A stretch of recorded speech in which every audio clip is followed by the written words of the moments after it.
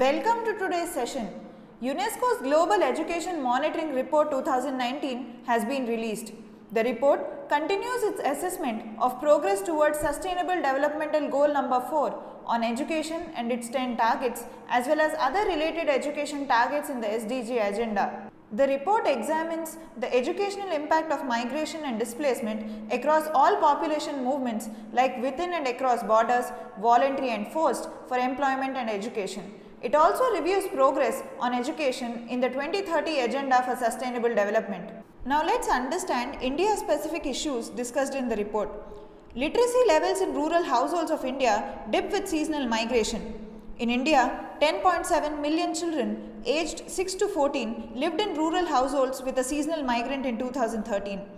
About 28% of youth aged between 15 to 19 in these households were illiterate or had not completed primary school compared to 18% of the overall. About 80% of seasonal migrant children in 7 cities lacked access to education near work sites, and 40% are likely to end up in work rather than education, experiencing abuse and exploitation. Interstate migration. Interstate migration rates have doubled between 2001 and 2011. An estimated 9 million migrated between states annually from 2011 to 2016. The report also warns of the negative impact on education for children who are left behind as their parents migrate. The worst hit are the construction labourers. The construction sector absorbs the majority of short-term migrants. A survey in the state of Punjab of 3,000 bricklayer workers in 2015-16 found that 60% of them were interstate migrants. Between 65 and 80% of all children aged 5 to 14 living at the clinics work there 7 to 9 hours per day. About 77% of clinic workers reported lack of access to early childhood or primary education for their children. So what has been done in this regard? India has taken steps to address the issue. The Right to Education Act in 2009 made it mandatory for local authorities to admit migrant children. National level guidelines were issued allowing for flexible admission of children, providing transport and volunteers to support with mobile education. The policies were attempted to create seasonal hostels and aiming to improve coordination between sending and receiving districts and states. Some state governments have also taken up steps for migrant children's education, but there are pending issues. Most interventions are focused on keeping children in home communities instead of actively addressing the challenges faced by those who are already on the move. There is growth of slums and informal settlements where schools are often scarce. The report shows there is only one urban planner for every 1 lakh people in India, while there are 38 for every 1 lakh in the United Kingdom. Let's look at the recommendations of the report. The first recommendation being, protect the right to education of migrants and displaced people.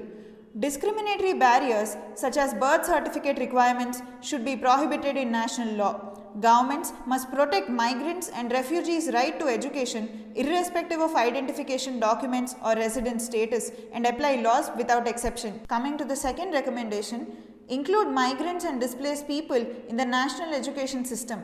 Some education systems treat immigrants and refugees as temporary or transient populations different from natives, which is wrong. Public policy must include them in all levels of national education. Understand and plan for the education needs of migrants and displaced people. Countries with large immigrant and refugee inflows need to capture data on these populations in management information systems to plan and budget accordingly. The fourth recommendation, represent migration and displacement histories in education accurately to challenge prejudice. Governments must review education content and delivery, adapting curricula and rethinking textbooks to reflect history and current diversity. Education content needs to recognize the migrants' contribution to wealth and prosperity. Fifth, prepare teachers of migrants and refugees to address diversity and hardship. Governments need to invest in initial and ongoing teacher education that builds core competencies and ability to manage diverse, multilingual and multicultural contexts which also affect native students. Sixth, harness the potential of migrants and displaced people. Migrants and refugees possess skills that can help transform not only their and their families' lives but also both host and home economies and societies, whether they return or support from abroad. Seventh, support education needs of migrants and displaced people in humanitarian and development aid. While 2/3 of international migrants are destined for high-income countries, 9 out of 10 refugees are hosted by low and middle-income countries, which require support from international partners. In view of increasing diversity, the report analyzes how education can build inclusive societies and help people move beyond tolerance and learn to live together. Education provided equally builds bridges. Unequal provision raises walls between migrants and refugees and their host communities. So, it's important to address these issues in order to create a better future for the generations to come. With this, we come to the end of today's session. Here we have mentioned a few model questions. Please solve them. Thank you.